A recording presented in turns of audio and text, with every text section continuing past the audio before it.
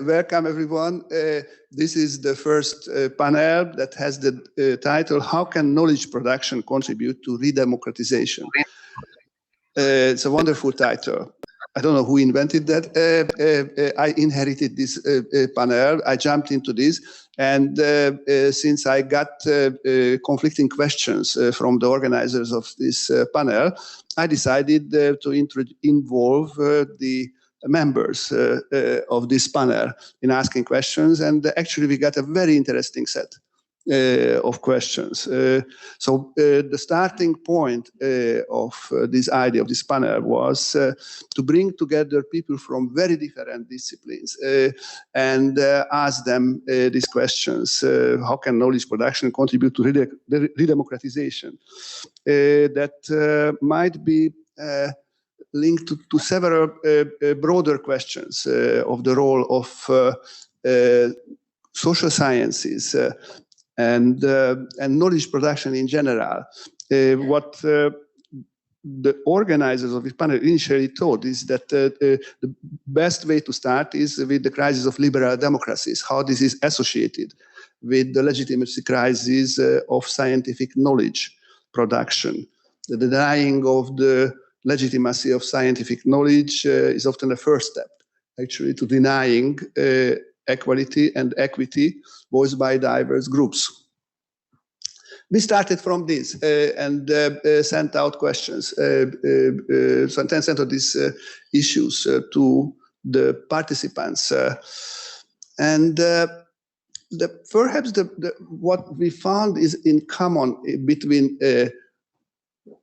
knowledge production and democratic politics, that all of them are based on two principles, two very simple principles, that there is no absolute authority and there is no absolute knowledge, that the most important thing is institutionalization of debate.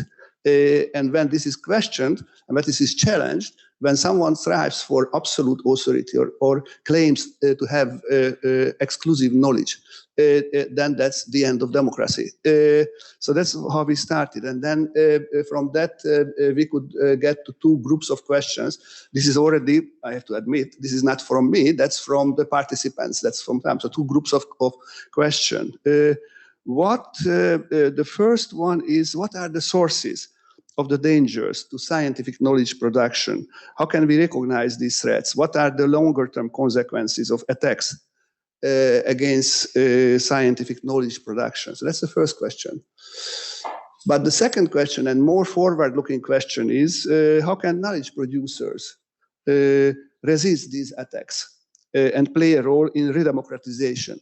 And Julia, who is next to me, actually, when she answered my question, what should be actually the focal question of this whole panel, she put her finger on the middle of these things, suggesting that actually, why do we need democracy institutes, she asked. So this is a question of why do we need democracy institutes? What kind of democracy research would be important to conduct in Budapest? So we have these three questions. One on the dangers on knowledge production and scholars. The other is how they can resist it and what kind of strategies can help them. And then in the end, we would like to come back to the question of Julia, which is, of course, the hidden question behind all these issues. Yeah? So let me introduce the participants of this panel from several continents. Actually, I think we have participants from 3 continents and 5 disciplines. Yes.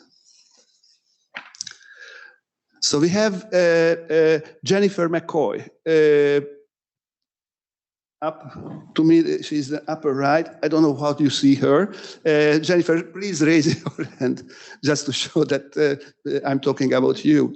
Yeah, so she has a PhD in political science from Georgia State University, and she's a non-resident scholar at Carnegie Endowment for International Peace. She was a senior core fellow at the Institute of Advanced Studies in Budapest, and hopefully next year she will be with us for a few months. She specializes in international and comparative politics. In areas of her areas of expertise include democratic resilience, democratic erosion, and partisan polarization, crisis prevention and conflict resolution, democratic promotion and collective defense of democracy, election processes, and international observation. And she started to study all this from the perspective of the Latin American politics. But then she moves further and further to Europe. Then second is Alberto Alemanno, is a Jean Monnet Professor of European Union Law and Policy in Paris and section head of the Review of Democracy, the online journal of DI. He has pioneered innovative forms of academic and civic engagement and activism in the EU transnational space via his civic startup, the Good Lobby, as well as the EU Public Interest Clinic he established with the New York University School of Law. He has been involved in dozens of campaigns, ranging from the first European Citizen Initiative, putting an end to international roaming, to the drafting of the EU Whistleblower Directive. He's also the author of over 20 scientific articles and several academic books. The World Economic Forum nominated him Young Global Leader in 2015, and Friends of Europe included him among the under 40 European young leaders. Julia, who is sitting next to me, is Associate Professor of Sociology of Communication at the New School for Social Research in New York City. Julia received her PhD in Communications from Columbia University, her Master Laws degree from Yale Law School, and her Juris Doctorate and Master of Arts degrees in German Studies and Aesthetics from Eötvös Loránd University in Budapest.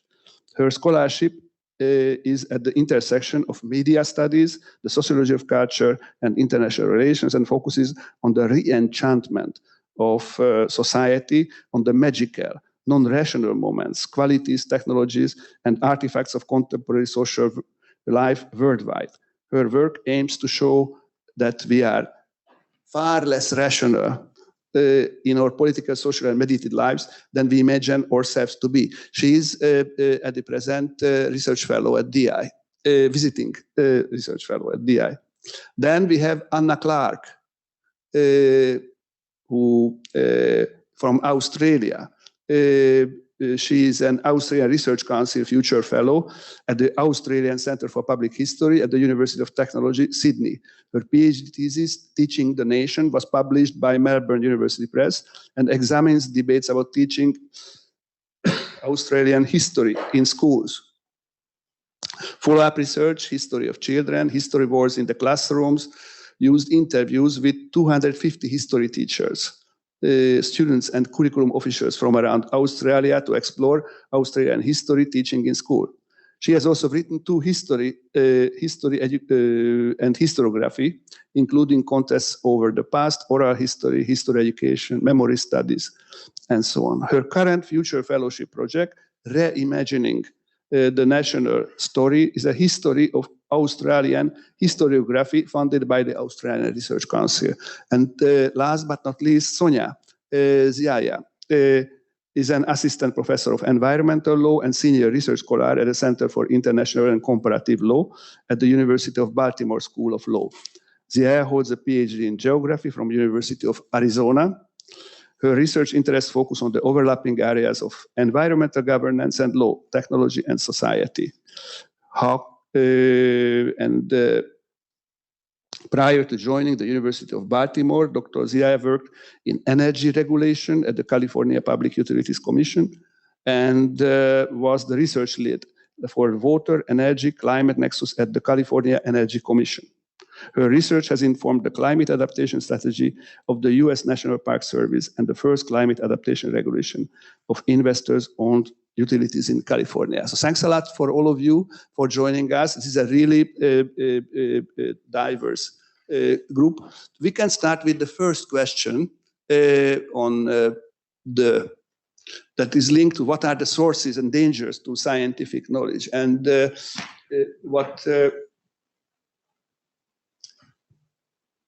perhaps I would like to start with Jennifer. Jennifer, you might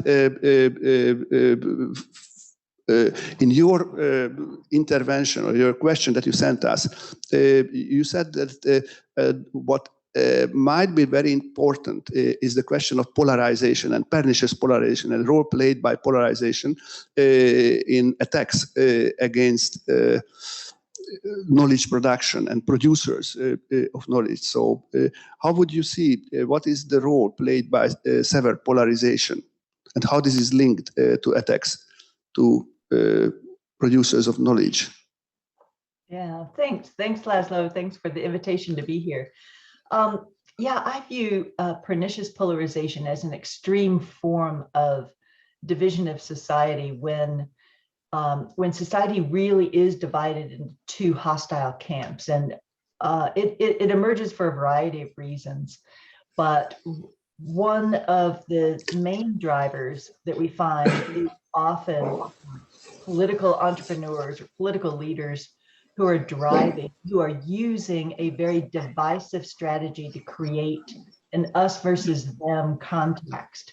And they're doing that for their own ambitions. Now, those ambitions could actually be positive. They may be wanting to transform society for the good, but it could also be a political agenda for power.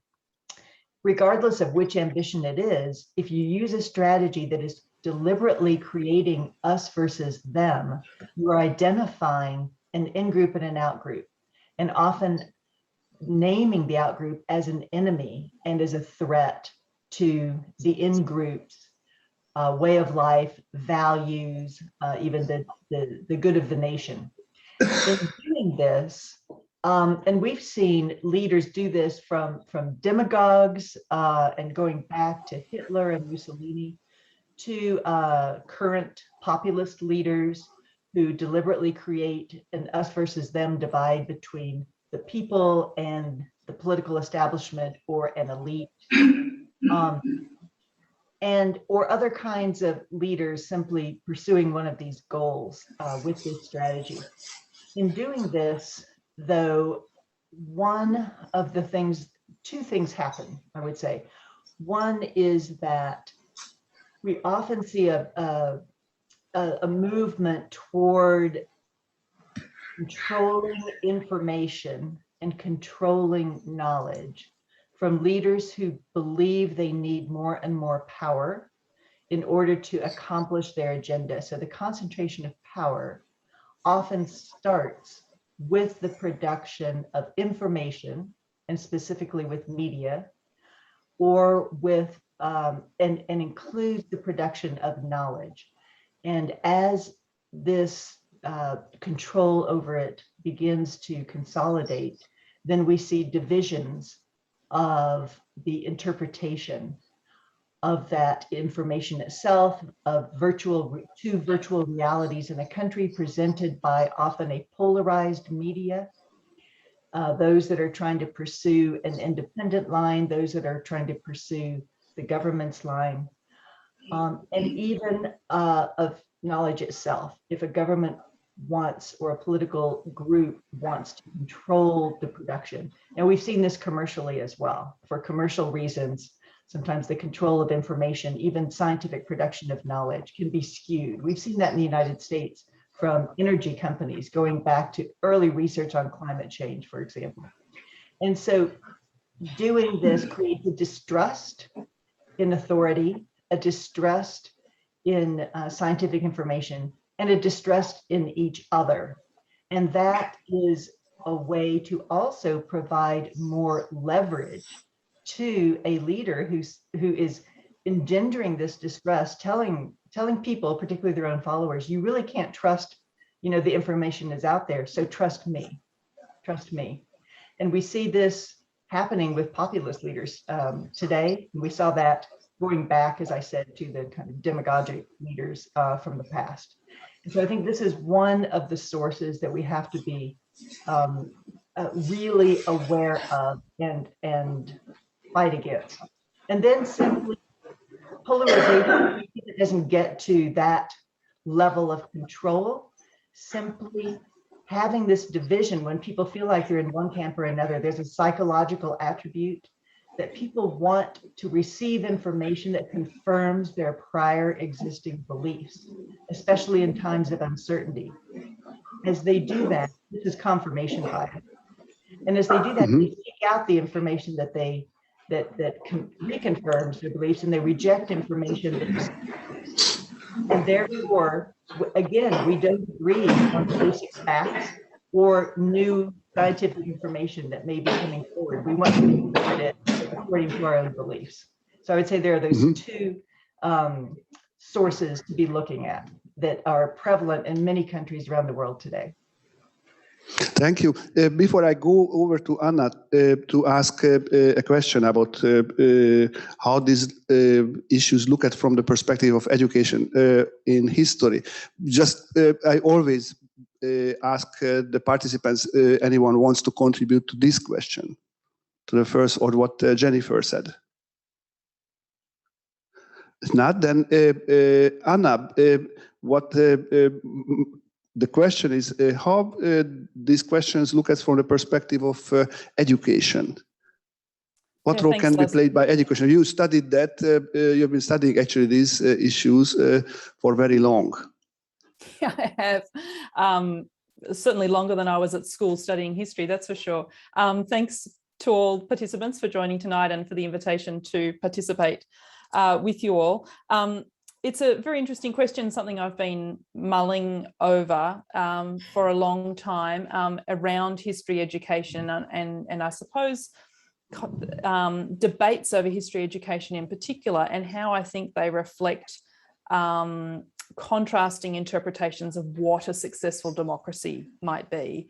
And in Australia, I guess I can really only speak from my own perspective of where I've been studying, but I do see these debates or these culture wars or history wars playing out in other arenas around the world, for example, in Japan, in the US, in Canada, and so on. But my real expertise is in Australia.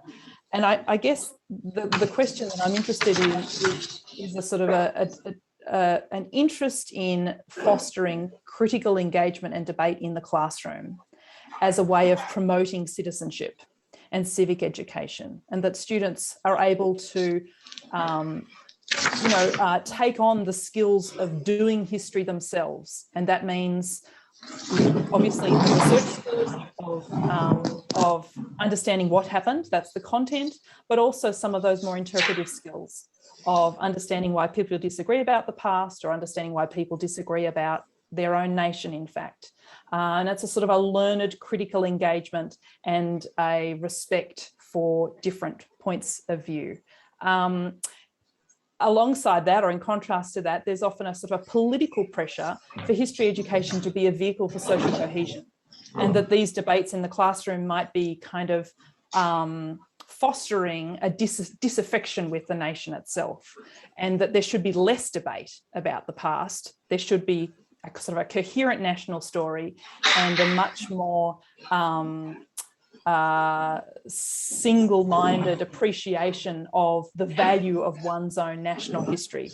And I think it's ironic then that that's actually setting up its own debate or culture war between interpretations of democracy, but that's, that's an aside. That's sort of an interesting paradox I noticed, and that it's playing out all the time. Just last week, the Minister of Education in Australia said Australian children are made to feel that they hate Australia, and that they should be taught a more positive version of the past. So, this has been going on for sort of 30 or 40 years, and it just feels like every few years there's yet another iteration of this debate about, what do we want students to learn and be? What sort of citizens do we want them to be able to cope with differences of opinion, and to sort of, and know how to conduct research and deal with interpretation, or is the purpose of a history education to be more positive citizens? Thank you. Go ahead. I would just add to that it's striking, right, how transnational these experiences are. As you listen to it, it could be Hungary, it could be the United States, as you described it, Anna, but also the cases Jennifer described, right? I think many in the audience can relate, regardless of the continent we are coming from.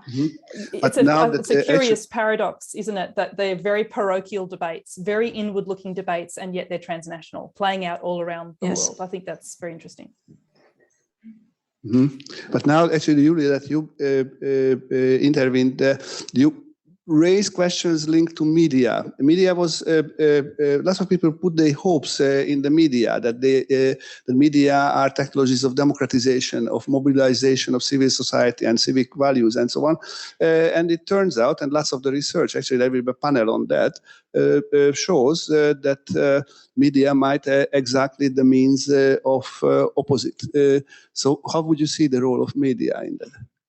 Thank you for the question. And it is quite moving to be in an in-person conference. I have to say, coming from New York, this is the first in-person conference for me since March 2020.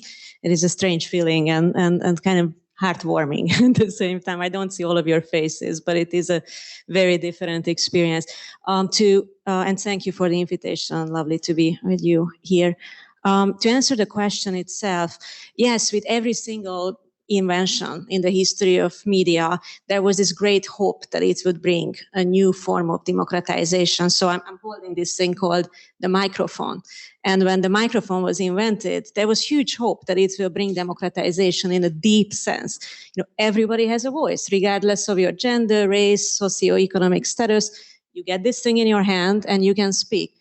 And then just think about what happened to this medium, you know, at academic conferences where people make comments instead of questions, raising questions, and so on.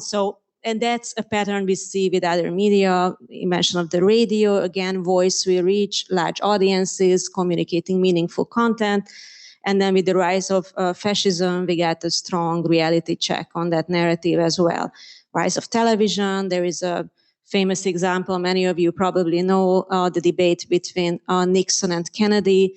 A lot of people believe that those who listened to the debate on the radio supported Nixon and thought he won, while those who watched it on television thought it was Kennedy. What does it show? It shows distrust about charismatic leadership, but it also shows this kind of firm belief that maybe a new medium can shape in fundamental ways how we look at politics and democratic life.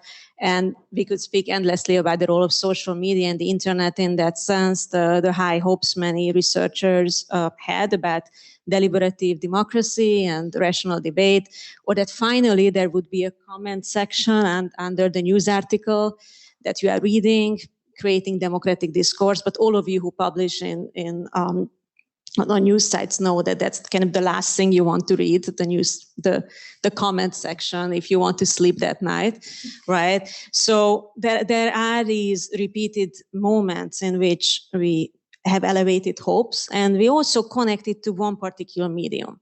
We would say, oh, social movements are radically different because we can run them on Twitter or Facebook. Some researchers went as far to call it a Twitter revolution, a Facebook revolution. And then I know some of you are social movement scholars here, including your rector has wonderful research on that. You know, they repeatedly have showed that what do you need for social movements is boring, long, conflictful meetings like you experienced too during the political changes. And yes, social media can contribute, you can mobilize faster, but ultimately it has its limitations. And those of you in Hungary also experienced it, that when you have to be outraged about something every single day, then your attention and energy fades over time. You can't have a protest every day. And we experienced that in the United States as well. You open up your social media, you add a like or something, but you can't be on the streets. So I would be careful in terms of the role of media supporting democratization, but it does matter what platform you use. And there are certain affordances that come with the particular platform you end up using. Mm-hmm. Thank you. Let's go over to public engagement, civic engagement, or academic engagement. That's the topic that Alberto suggested to bring in. So, Alberto, how do you see the role? What are the obstacles to this public engagement? What are different forms that you would promote or suggest? Thank you, Laszlo. Let me make a little caveat. Obviously, all what I would be saying reflects only my own disciplinary and geographical perspective, which is basically Europe and the law. That's where I come from, and basically over the years I start wondering why some academics, well, I would say a few academics in my area start engaging with society much more than in the past. What are the drivers? Are those drivers very different than those pushing some towards a more neoliberal perspective, so sharing knowledge against a fee? Why some people do so? I think these are pretty much under-theorized questions nowadays. Obviously, there is a literature looking at the role of publicly intellectuals, but we don't really have much scientific productions addressing those questions, which I think is a bit of a pity. In particular, because phenomena like Brexit, fake news, or political polarization have been pushing more and more scholars to actually engage more in trying to translate and disseminate their research findings into the public space by playing also a pedagogical role with the media in trying to unpack the event and improve public understanding of very complex phenomena.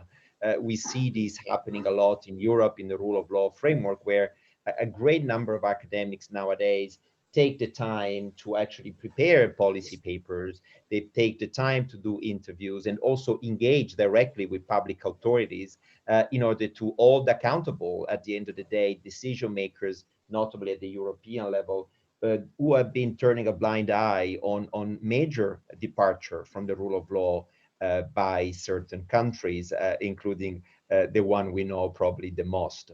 So in this situation, I think we should ask ourselves, and I'm coming to your question, what are the obstacles? Why it is so difficult nowadays for a young researcher, for a tenure track, and even for a tenure academics to actually engage? I would say three major obstacles. I think there's a corporatist one. There's cultural resistance within our own communities, at least I'm talking about my field, to actually open up our research. There's also limited acceptance about this behavior. You're immediately perceived in your own epistemic community as an activist, and being an activist in the academic world remains a taboo. There's a second nature problem, I would say, that is an obstacle which is methodological in nature. So there is this idea that if you get too close to the object of your study as a scholar, you will lose objectivity, and therefore the value of the finding will be somehow tarnished. And I never really found this argument empirically proven. I would rather challenge this by saying that it's actually the opposite. It's important to get close, but then to be able to step back when thinking and theorizing about what you have witnessed. And finally, the third obstacle I see, which is possibly the most prominent today, in particular in the younger community scholars, is systemic in nature. There's a lack of incentives in the scholarly community to actually go beyond writing scientific papers, editing that full volumes, and basically do your research and classroom work. There are very few institutions globally that are actually rewarding public engagement for scholars by including their op-eds publication in their CV, or by recognizing the value that these outputs that scholars may actually bring to their communities. In the old days, cities like Bologna and Paris were very proud to host universities. Those universities were very close to the socioeconomic tissue of those cities. And nowadays, because of specialization and because of a neoliberal understanding of the role of scientific production, we no longer see such a connection happening. I happen to teach in Paris, a big city, one of those cities, and the universities are totally detached from the day-to-day work, from the policy work, from the civil society engagement. And obviously this calls for some, I think, hard questions. Why we ended up being so detached as scholars with so much to say in a moment in which influencers on Instagram and social media are much more, I would say, influential than those who are actually producing the knowledge. These are uncomfortable questions, but I think they're worth asking. Thanks a lot, Alberto. Anyone wants to say something to that? Go ahead. I mean, I can just, I really agree with many of the things Alberto said here, and really the element of the promotion structure is a crucial point here. That it's slightly changing, at least that's my experience in the United States, that in tenure files you now have a public impact section which describes your public engagement, but there are still a lot of aspects of communication with the public that universities have a very hard time assessing, measuring, considering, like our presence on Twitter, which is for many of us a daily part of our academic lives, is something that for the university structure is still very complicated to consider in promotion structures. And as long as that's the case, it's difficult for junior scholars to rise through the ranks doing this kind of engagement. But I'm actually very optimistic in this respect, as I think more and more of us are doing this kind of public engagement. Actually, this is the question also what I would like to ask from Sonya, that you mentioned in your letter the importance of capacity building among non-experts and increase the perceived legitimacy of scientific results. So how do you see these points? Thank you. I'm happy to talk about that, but I also believe that Jennifer had been raising her hand in response to the last question. Okay. Sorry, I haven't seen, excuse me. Jennifer, please go ahead. I actually was going to address that point that you just asked Sonya. So yes, because I have seen this problem even firsthand with local legislatures in the United States, where there's a distrust of intellectual knowledge. And also we have this larger kind of context of part of the problem of the division of societies is when some people feel patronized by others or feel that particularly that liberals are aggressive, people on the left are arrogant and condescending toward people on the right. Part of that has to do with the feeling that they are being looked down upon by superiors and intellectual superiors. And I think that adds greatly to this distrust of knowledge. And so I wanted to hear what Sonya has to say about this, because this is, I think, a really good point. Okay, the word is yours, Sonya. Thank you. And it's an honor to be part of this discussion. Thank you very much to my co-panelists, my moderator, and to CEU and DI. So what I hope to do here is to bring some very modest contributions for the potential of knowledge production and re-democratization from the perspective of environmental science and policy. So this is a problem that in sustainability science, climate science has faced for decades now. And there's some robust research about what's called co-produced or actionable science. And that branch really grew out of the idea that the scientific product was sort of losing usability because people didn't trust experts any longer. So the central premise is that if we include more deliberate participation in actual production of the science, of potential what's called end users, but really what we mean are communities, that it can increase the legitimacy and the salience of science, while also increasing the capacity of the public to understand science. So there's examples across the world of this working, especially in questions of water allocation and water quality choices. So there's good research out of Uganda, Brazil, the Netherlands, United States, Canada, and elsewhere too. Certain groups that are called boundary organizations, so IPCC is a good example of this, can help mediate this exchange between science and society, so that scientists are generally not trained to be good communicators. We're getting a little bit better at that, but there's a tension between what we are professionally and then what we are in this sort of public-facing way. And so having these kind of bridge institutions can be quite helpful. Grants funding also is a way to kind of increase participation in science by having that be a specific requirement. Since most science is actually grant funded, having those requirements in there can sort of help this capacity building. There are many limitations to this approach, though. First, it takes a tremendous amount of time. And secondly, there are questions about the ability of this approach to actually scale up. So this helps with, what Jennifer and Anna were talking about, which is this kind of trust building exercise. So as trust erodes, it helps to have that kind of face-to-face communication and real understanding. And Jennifer, to your point, perhaps getting over some of this, tension between being talked down to by being more real participants, it can actually build that trust. But again, scaling up is a real problem. And that kind of gets to Alberto's point about, influencers being more influential than professors, because we haven't figured out that scale part. Thank you.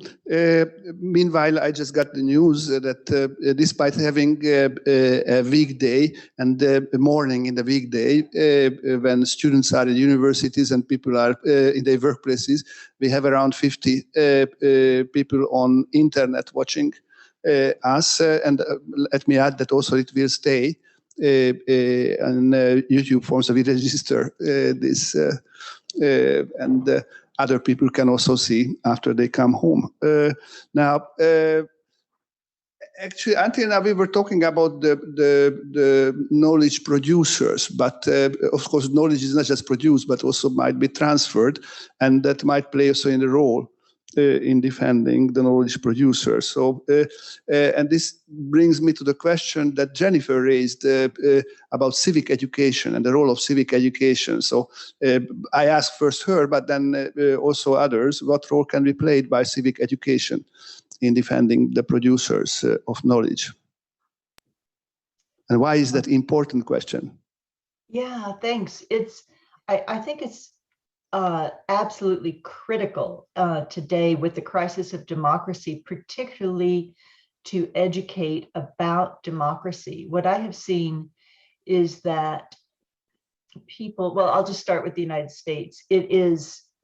Our civic education has declined over years. Students, even in high schools, are getting less education than when I was in school about not only about the meaning of government and what is people get no education at all unless they might take a political science class in college at the university level about what is a collective good, what is a social contract, what is the role of the state and the government and the role of society and citizens, and understanding how we're in this together.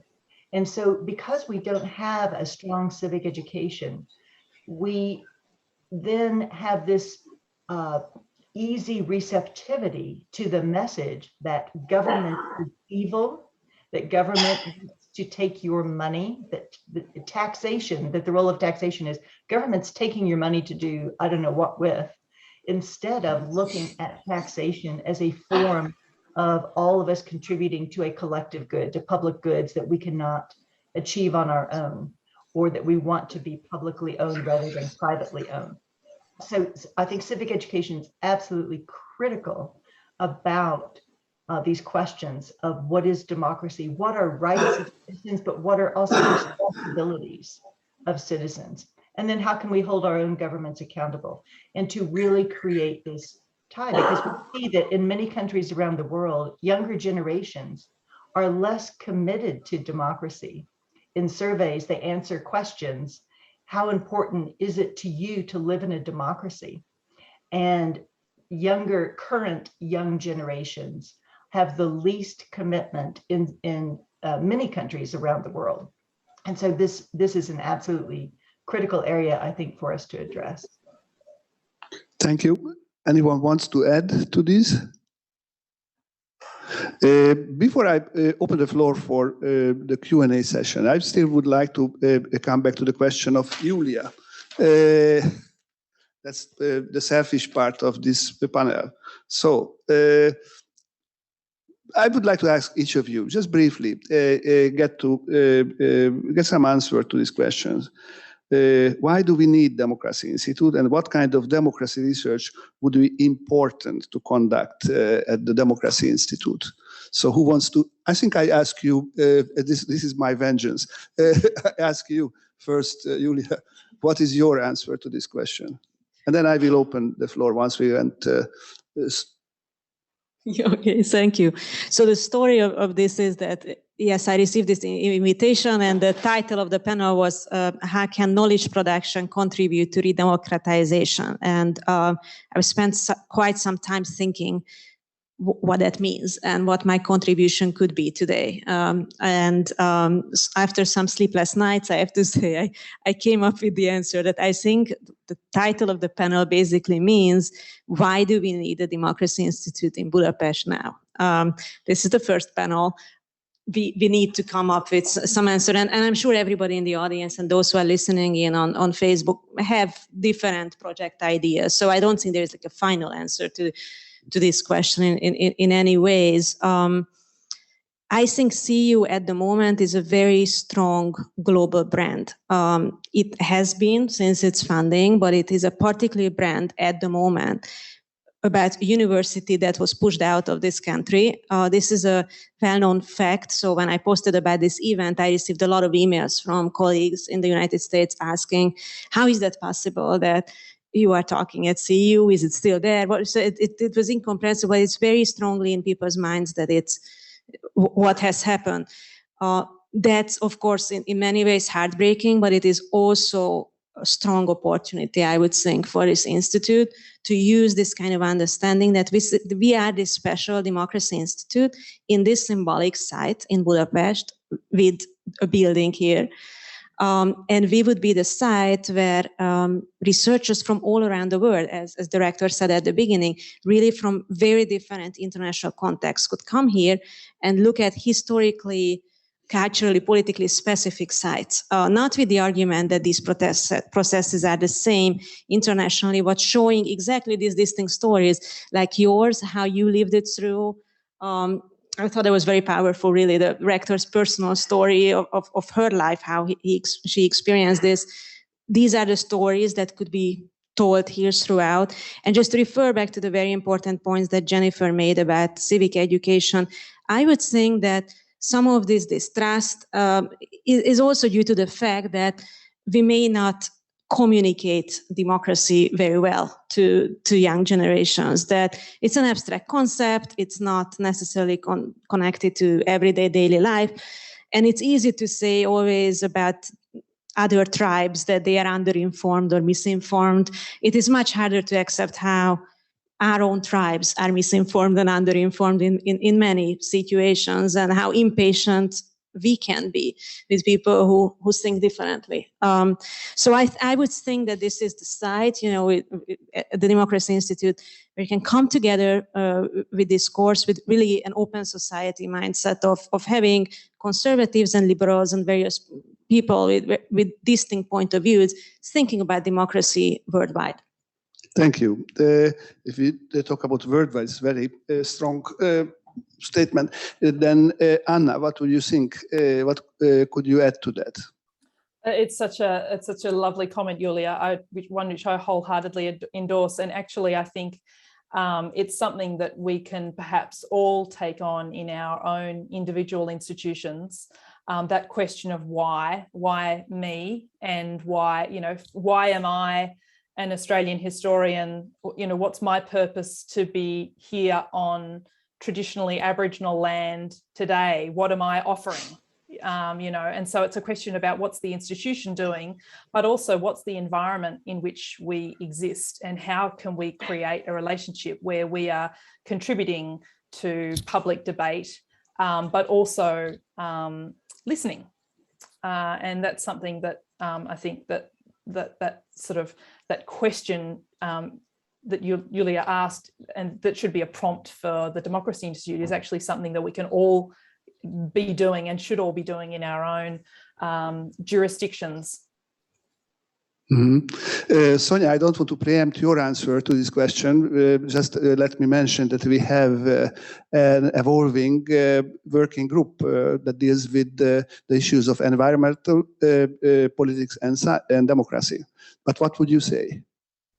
Thank you for that. I'm of course very glad that there are these cross-cutting issues.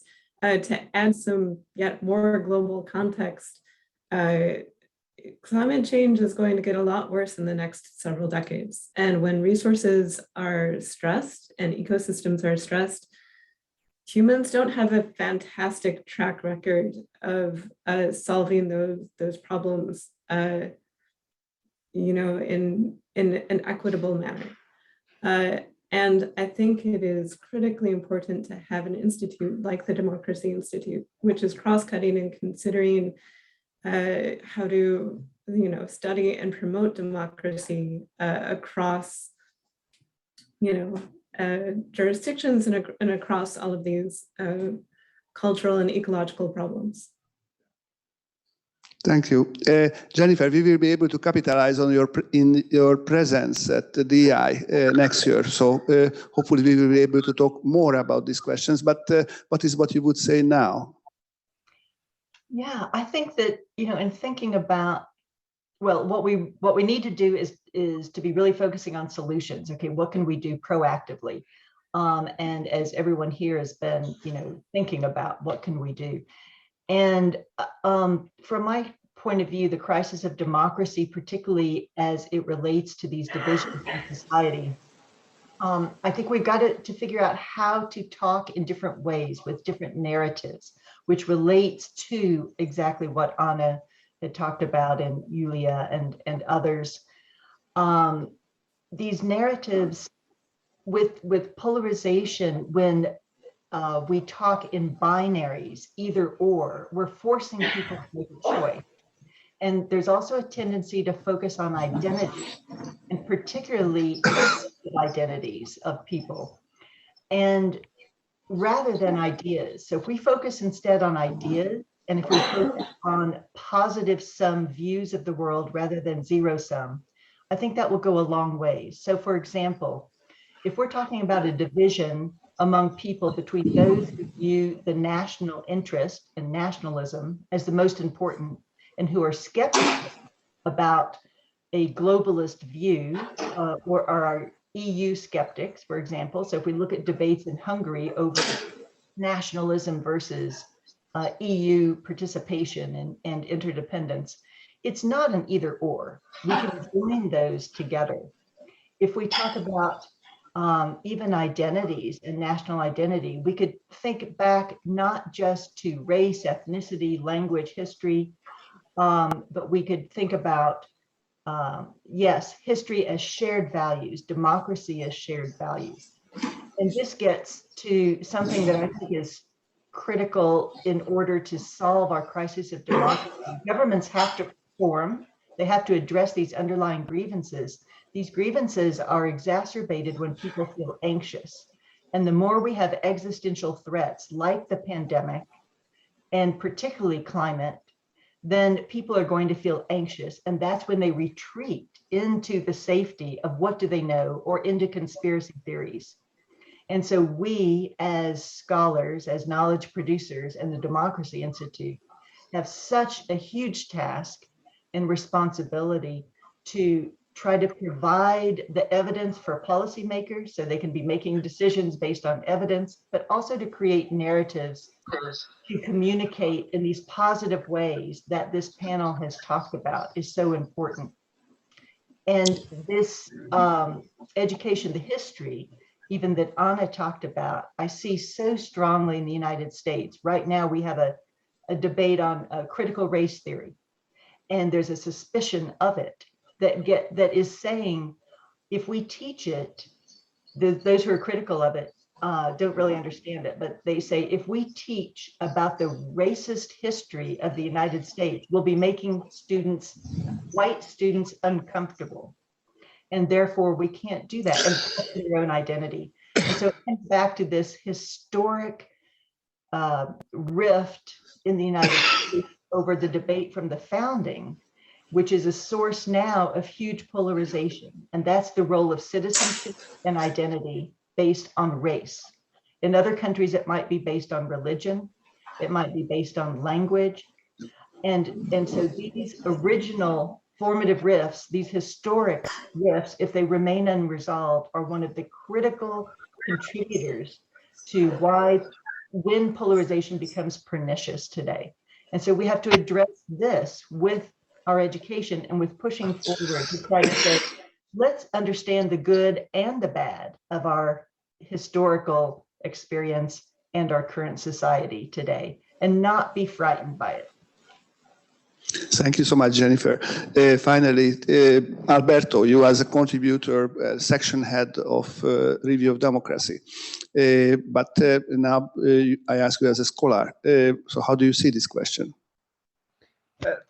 I think that there's a lot of democracy literature, probably most of the democracy literature, that does a very good job in providing fantastic diagnosis and analysis of why certain phenomena are actually happening today.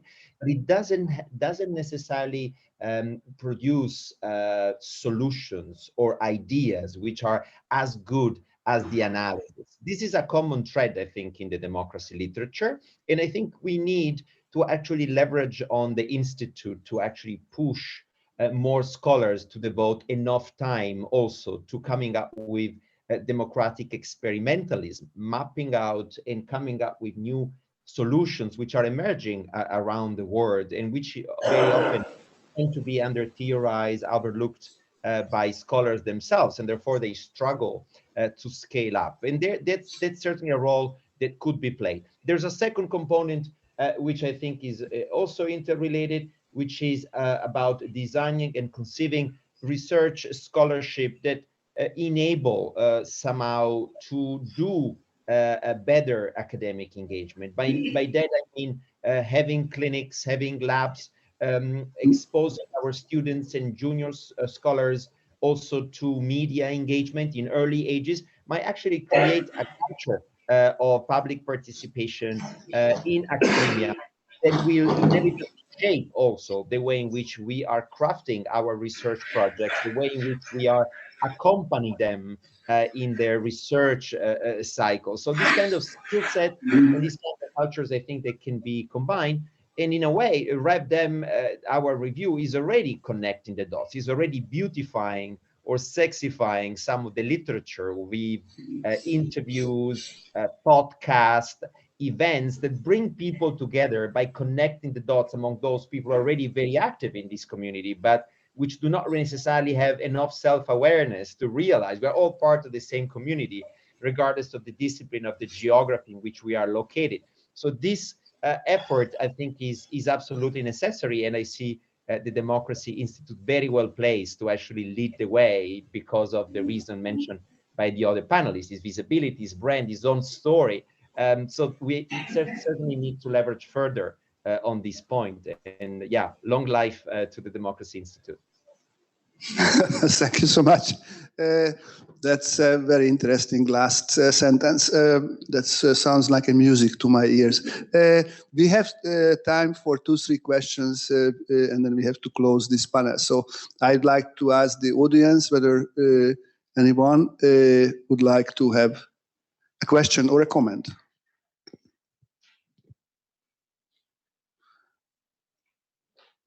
We should start with the second. Okay.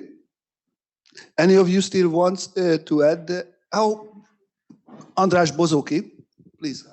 Zsolt. Oh, sorry. Zsolt is. Okay, thank you. I will pass this microphone to Zsolt after. Thanks. I have a question to Julia and maybe to others about public engagement. You know, the role of university professors used to be understood that they should be with their students and they should publish and they should write books. So they should do his or her academic work. But now I think public engagement might be more important, as you mentioned, and maybe that counts also for promotion, as you mentioned, that how many articles are written in non-academic journals or TV, interviews. I never counted my own interviews. I was very much engaged. But it's interesting. Do you think that that will be the way to go in the future of the academia? And that is one thing. And the other one is that, which also slightly deviates from the classic academic role, that now in promotions and other cases, it is a real advantage or a good point if somebody can bring money to the university. So there are extra academic activities which are evaluated very much positively, relatively new phenomena in the last 2 decades. So one is going to, this intellectual, knowledge production, as how to apply to big donors, how to get money. That becomes an asset, a skill. And also on the other direction, the public engagement. So what is your reaction? How would you evaluate these developments, good or bad or whatever? And I pass to Zsolt. Yes, please. Go ahead, Zsolt, please. Okay, my question is a completely different subject. So as I understand, the Biden administration is planning to invest a large amount of money into higher education. And some critics argue that this money will end up in the pockets of rich universities and the pockets of the winners of the recent social processes, that are highly educated people and their children who are getting richer anyway, and the gap between the highly educated and the non-educated is growing. And perhaps by thinking that you are a good citizen only if you get high education is a biased way of thinking, actually penalizing lower classes. So I wonder, what do you think about that? Thanks a lot. 2 wonderful questions. Any more? Yeah, Balázs? I had something in mind which is a little bit similar to what András was raising, but also about personal experiences, the neoliberalization of public impact as a rating factor. Yes, I mean, I think we all wrote hundreds of applications or dozens of applications where we had to incorporate public impact that we know perfectly well that most of it is fake. Yes, that there is a kind of whole industry to invent public invent which is not there, impact that is not there. Every historian wrote at least one application where tourist industry was included into the application, because that's the only thing that you can think of when you write European application. So there is also this, it's not only that there is this pressure, but there is also a kind of very distortive pressure to actually create fake impact, and that is actually to the detriment of real impact, which would be much more dialogical and much less industrial, so to say.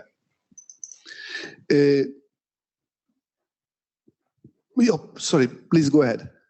That should be the last, because we have 3 minutes left. Go ahead, please. Hi, I'm Dean Starkman. I'm a fellow at CMDS here, and my day job, I'm an editor at the International Consortium of Investigative Journalists. And I wanted to sort of follow up on the question down the row about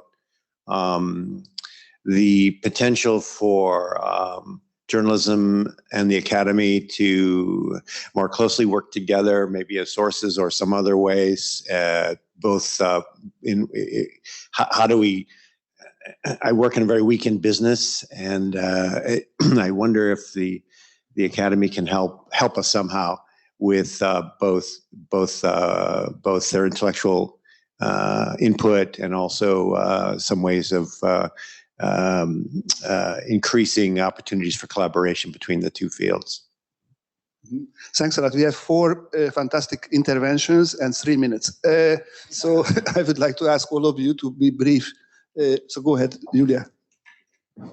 Well, for those of you academics, there is this moment when you become an academic after the PhD program and you suddenly realize all the other things that it entails, which are not research related, including mentoring, working through crisis with students and so on. So I think there's a way to look at it that we are academics as human beings, and our interactions are much broader than just... Most of us. Most of us, okay.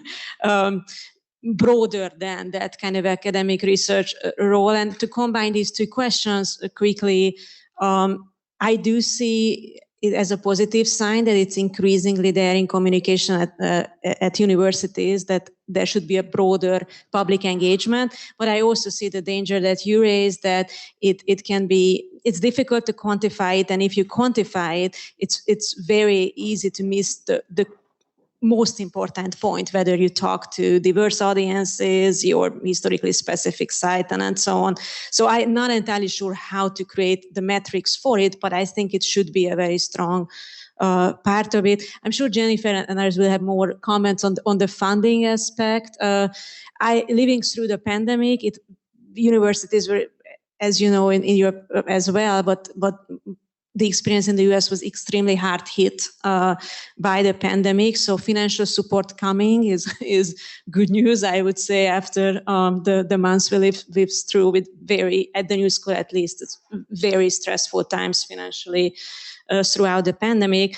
But with every project like that, and including philanthropy, we see this danger of potentially going into top-ranking institutions and how you can diversify that. So that's an ongoing debate in a way, as Anna and others have raised it as well, which pertains to the question of how you can diversify knowledge and look at it in a broad context. But I want to give time for others. Very important technical message. I just learned that our panel lasts still another 25 minutes. I'm sorry.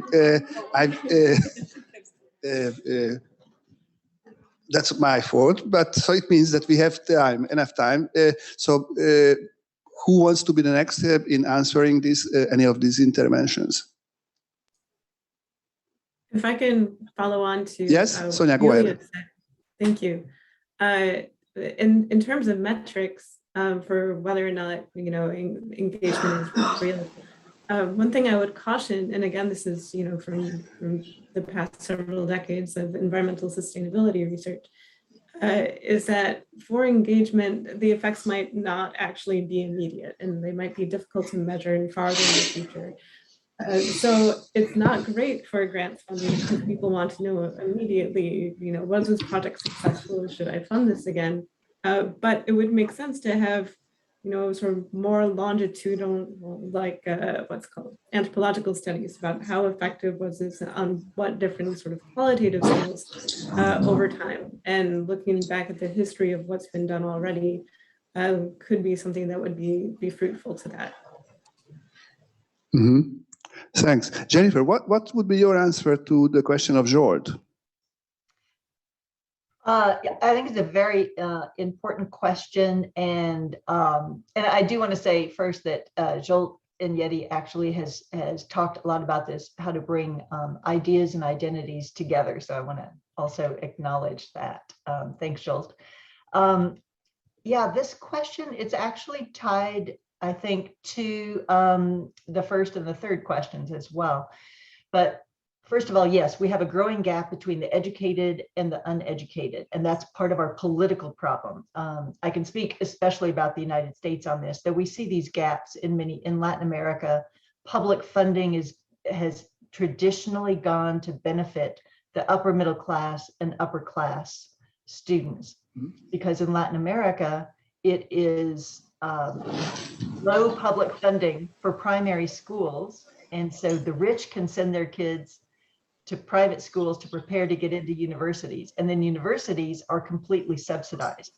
I believe European universities have been subsidized to a great degree as well. So students have historically paid little to no tuition at all, which is different than the United States. But of course, if you don't have good primary school education, then you can't get in. You can't meet the entry criteria to the university. So that's very distorting. Biden's agenda and the administration's agenda in the United States today is not just to fund rich universities. It is to fund community colleges, 2-year associate degrees, which are really critical, and also to fund to reduce student loan debt, which is a huge issue in the United States. As even public universities become more and more expensive for not only their tuition, but for living, for dormitories, et cetera. And so it's a crushing burden on students. So I agree, we do not want to contribute to a continued growing gap, but we want to reduce that gap. And I think here, some of the ideas raised in Michael Sandel's book, The Tyranny of Meritocracy, are very important for us to consider. And that is, are we requiring university credentials? And increasingly it becomes not just a bachelor's degree, but postgraduate master's degree for basic entry jobs in professional categories, to work in government, to work in NGOs and think tanks. So do we have too high of credentials, and that's putting too much pressure on, so that people who used to get good paying manufacturing jobs with high school educations, those jobs no longer exist, they have to go into low paying service sector jobs as alternatives.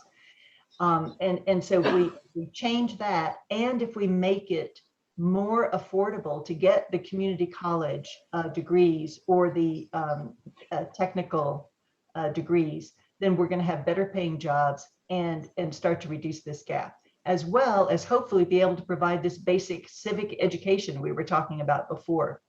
And I just wanted to address a little bit about that, the donors and the research money, because one of the problems too is with research money, that is going to the big universities and the richer universities, those who already have huge endowments.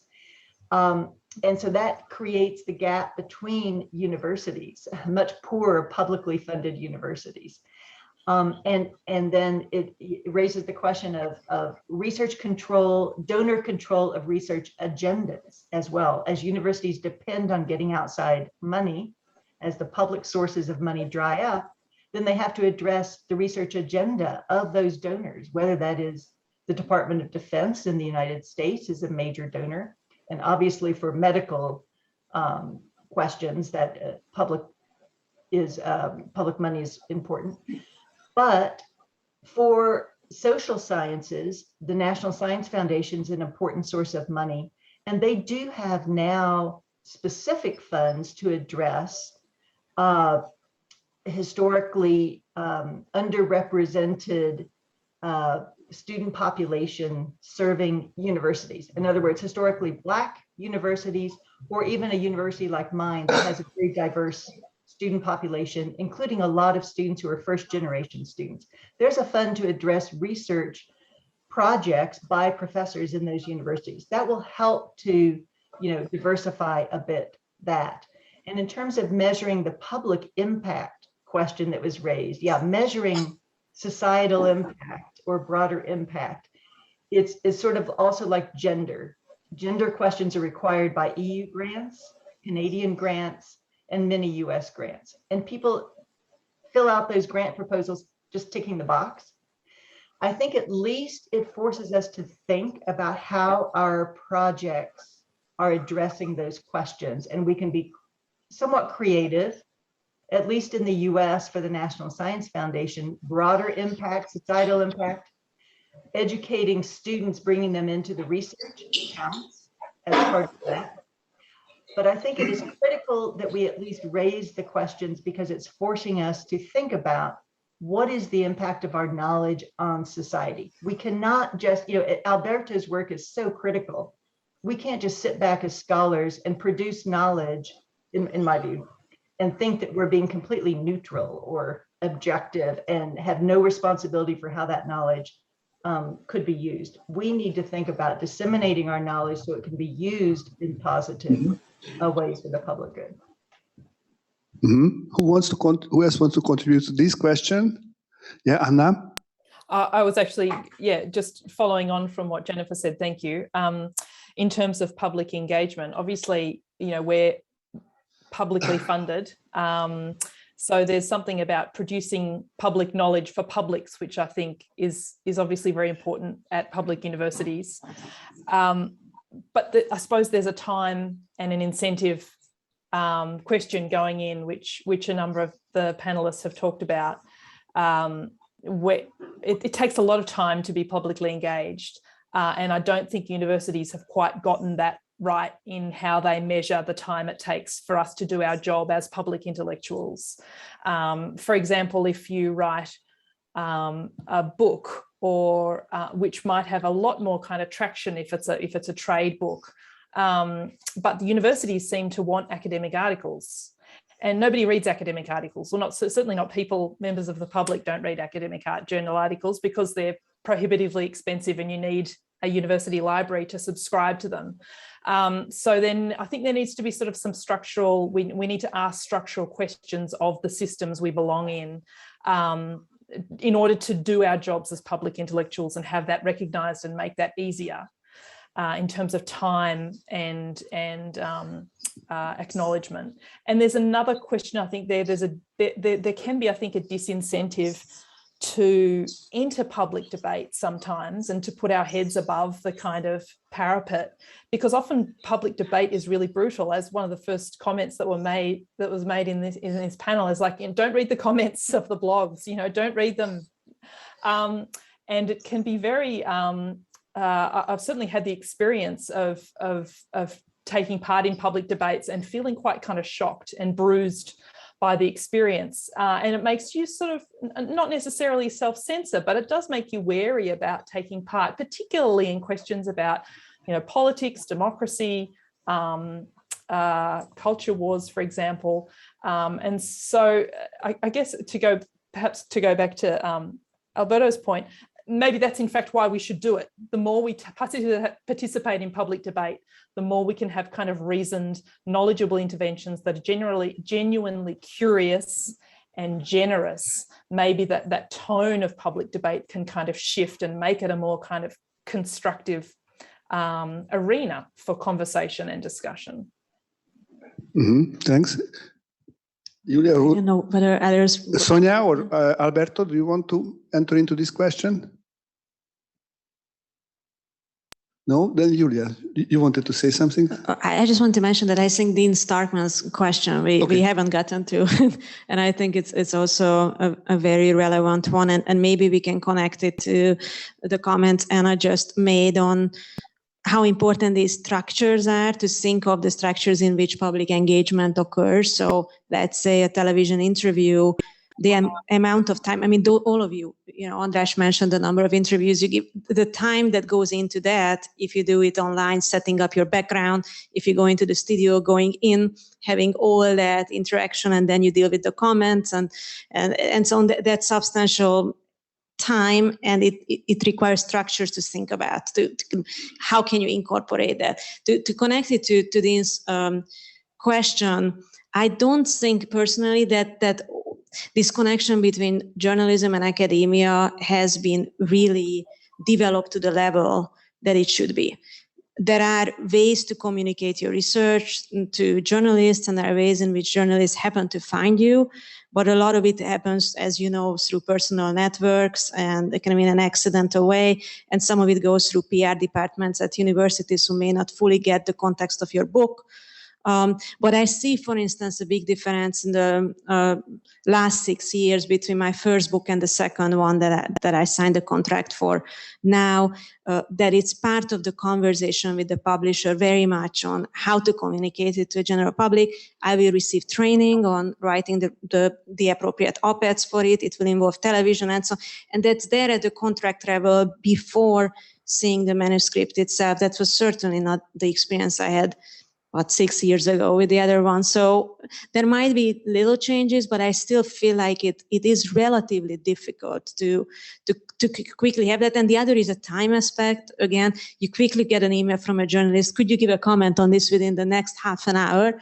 And you happen to finish up your manuscript or teach or something. So there is, I think, also temporal disalignment in terms of the speed journalism needs, Just briefly to that, actually at the Review of Democracy, we have around 15 assistant editors.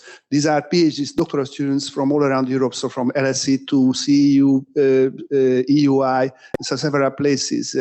And we plan to give them education in public engagement, primarily in the form of journalists, so how to write an op-ed, or if we can agree after this break, how to enter into investigative journalism, the basics of it.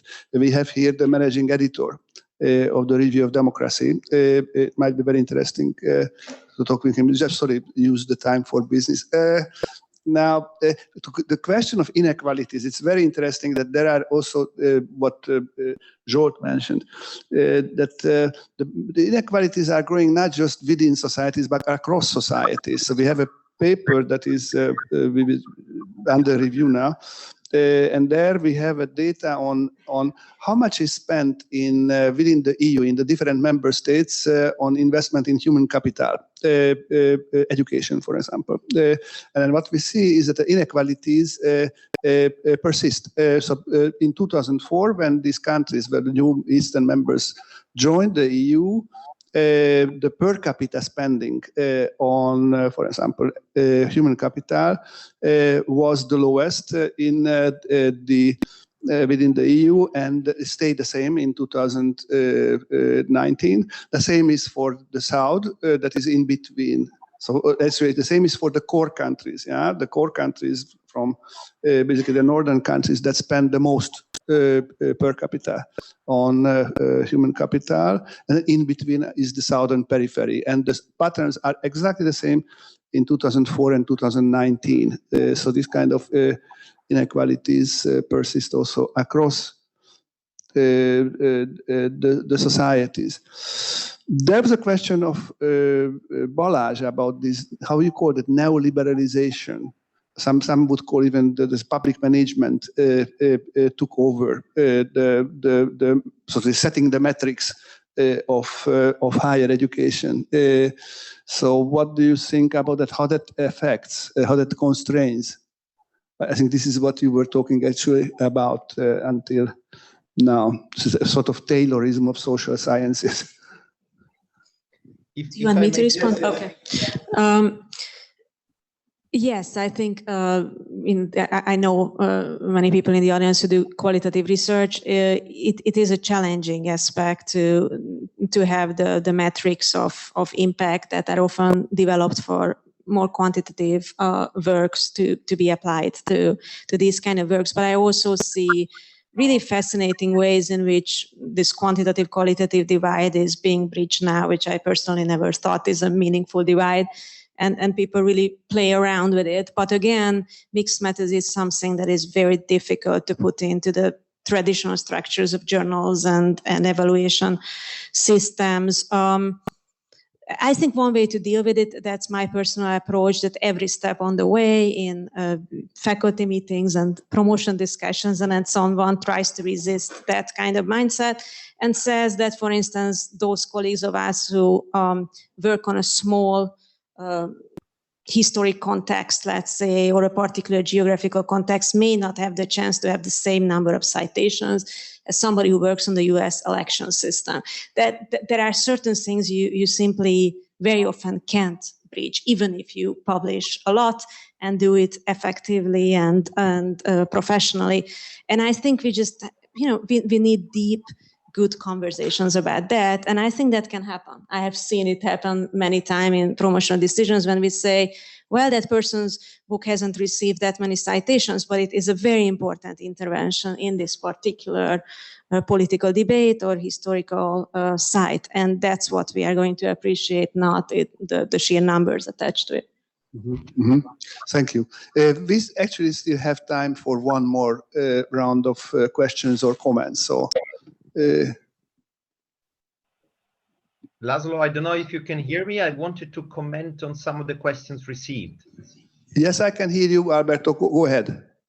Yeah, thank you. No, I think it is possible to somehow combine some of the questions we received on evaluation, on impact, and also more in general on public engagement and incentives by basically saying that time might have come to reframe the concept of knowledge production from a university perspective. We need to expand the production cycle. It's not only about having a great idea and then writing a scientific article and then forget about it. It might also be a book, but rather create a structure, as I think Jennifer mentioned earlier on, that accompany us as researchers and scholars from the idea production all the way along a cycle that is much more longer, which is much more, I would say, exciting, which entails the mobilization of a variety of skill sets. So we can imagine start writing like they do in other disciplines, including the art sciences, about the idea through blogs, essays, engagement with a variety of community in a more participatory forms of creation of knowledge production. And once this beautiful, let's say, deliverable, which might be a book, a scientific article, is out, we should not move to the next one. We should devote some time to the outreach by, again, trying to do a blog, try to do a few interviews, and trying to basically create a wonderful set of snippets of contents that will allow us to actually reach out the target of our research in order to make sure that those insights will remain alive. And this major change of mindset around knowledge production will suddenly connect us to the media, as one of the comments mentioned. They will connect us to the policymakers. They will connect us with those communities affected by the phenomena we try to tackle. So this is very structural, and this is something where we're not doing our homework as a university system. I don't see enough resources going into how do we identify proxies that can measure the social impact we do.